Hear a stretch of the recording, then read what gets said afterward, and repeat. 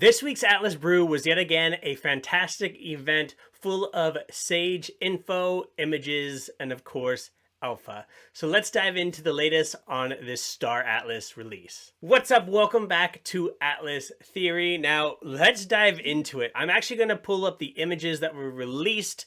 You'll see this first one, Sage Labs, soon at labs.staratlas.com. Now this is our first piece of information, or update I should say. The Sage Labs release date has been pushed a week or two to the end of August up through the 10th of September, somewhere between there. I'm not disappointed about it because of the images that they released.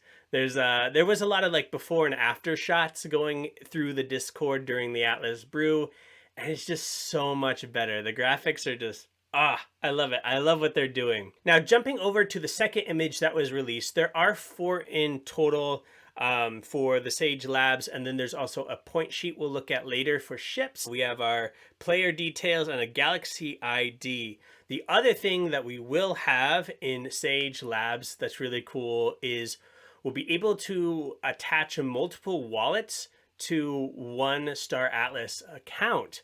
Now, the cool thing about this is many of us have our ships or other Star Atlas assets on a hardware wallet, right?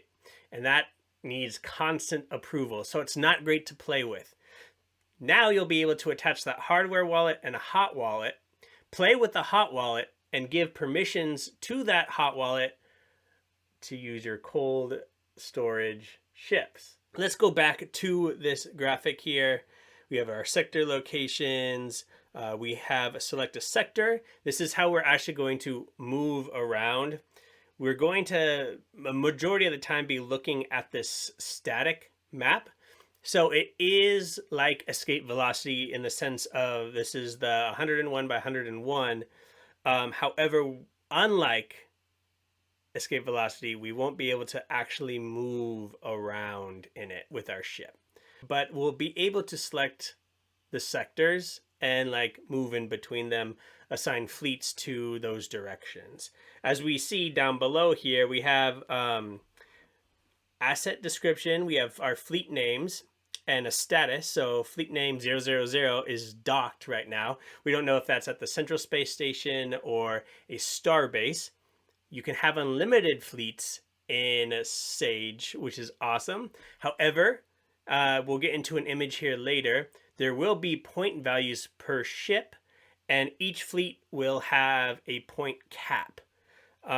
That's where I'll leave it for now. There's a lot of strategy that goes here with how you build your mining fleets and scanning fleets and so on. As you see further in the process here, you have your resources, your crafting processes, and your mining operations. I don't know. How are you guys all building this? Personally, I've just started going through the ships that I own and kind of plotting out fleets. So I'm really curious how you guys are planning to do that. Jumping back up to the top, there's one last thing before we move on from this image that I want to talk about, and that is the Atlas fee payer. Now, this is super cool. If you enable this, you do not need Solana in your wallet for transactions. You can use Atlas. It's just, and Star Atlas Automata works as a middleman in this transaction where they'll actually pay it and we give them the Atlas. So that's how that kind of works. So enabling this is going to be awesome. Just stack up that Atlas. This is a great Atlas sync as well. Image number 3 here actually gives what it looks like to be like in a zone. We have the mud starting zone here, mud region. It gives the coordinates right there at the top. Username, of course, and now this looks like it's a Starbase.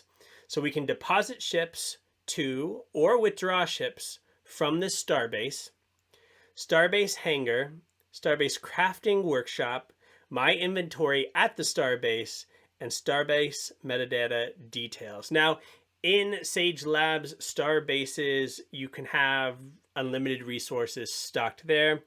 I feel like this is another video though, so if you want to see that, let me know in the comments below. But yeah, that's what you can expect. I am really looking forward to the Starbase crafting workshop. Like, really. Speaking of crafting it, if that is something you would enjoy, here's an image that was posted. This is kind of a fun activity going on. It's a blank crafting table for Sage Labs. Fill it in how you think the recipes go and post it in the Star Atlas Discord. A little fun aside there. Moving on to the fourth image within like this series here. We have, yeah, that mud starting zone, but we are going into mineable assets in this sector. So each sector will have certain mineable assets, right? But asteroids have unlimited resources, unlimited number of certain resources, I should say. So yeah, it's really important to see what you're wanting to build. Go to the sectors that have those materials. I actually dropped these in my Discord. If you want to have a closer look at these images, just threw them into announcements there. I have that link to the Discord down below. Now, the last image I'm going to bring up is actually going to be about ship points. So this is really going back to like that fleet layout we saw. Again, you can have an unlimited number of fleets, but you can only have a certain total number within a fleet. And those numbers are assigned to whether a ship is extra small, and so on. Really pay attention to these numbers, plot it out. Again, I have just started to build my fleet. I'll probably drop them in my Discord and how I split them up. If you're excited for the release of Sage Labs, hit that like button for me. Subscribe for all the latest Star Atlas news. Again, come hang out with us in the Discord. We're going to build some fun stuff for this release. I'll see you guys there, and may the blessings of Iris be upon you.